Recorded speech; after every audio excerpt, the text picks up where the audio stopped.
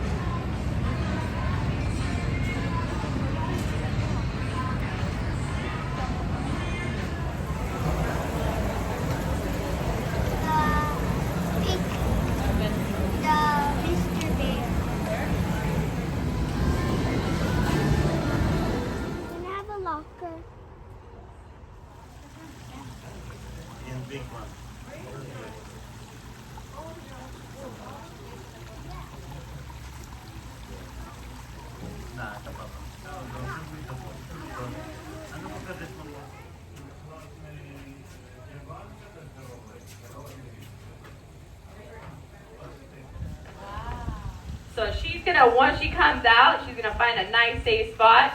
Oh, look, Alfalfa didn't do it. Oh, no, she didn't find it. Oh. No, it probably went into the algae. Yeah, she got wet for, oh. That was fair game. I think the Alfalfa's finding it, yeah. I don't think so. These guys normally don't share. But because he let her go in, maybe she'll be able to pick out the leftovers, like the little scraps.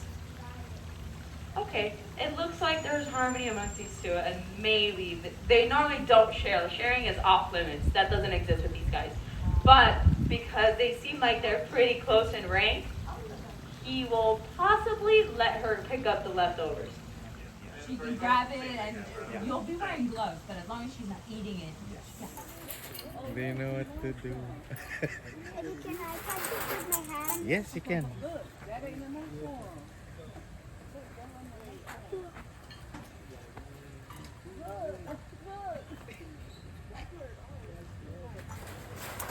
Oh. Oh, wow.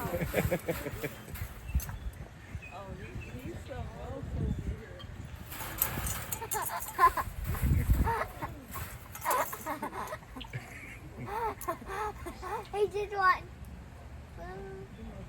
Huh? You have to take a handful because right when he sees you drop the food, he will get. I'll put it in. Okay. He just wants it.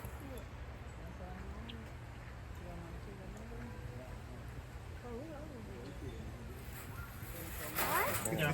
The horn will also be used as a tool. These guys will often dig to get to some of their food sources, and so they will usually use both their legs and dip their head towards the dirt and use that horn to kind of break up the earth if it's a little rough.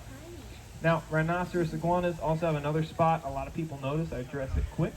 They have a little spot on the top of their head. It looks rough. It looks kind of like either a healed injury or where maybe another horn broke off. It's not actually. It's a part of the iguana known as his parietal eye. So it is basically the spot on his head where his head finished growing when he was young. That's referred to as your crown. It's everything and everybody that grows up has one. And Domino's is unique in that where his crown is, there's also a spot of excess calcium and nerve endings that make him super sensitive to certain things. Think of that weird spot on the top of his head, kind of like a cat's whiskers. It makes him a lot more sensitive to stuff going on around him in the world. They wait for the storm. So when you come in the day before a hurricane, all you hear in this entire park is, and that is it. And that is terrifying because you are used to every little sound that you hear all day. Every bird, every monkey, everything we have squawking and yelling at each other. And then you hear nothing. The silence is deafening. So they know very well when to go run and hide from things. It's also a common question people ask me is, well, what do you do with 300 animals when a hurricane comes? They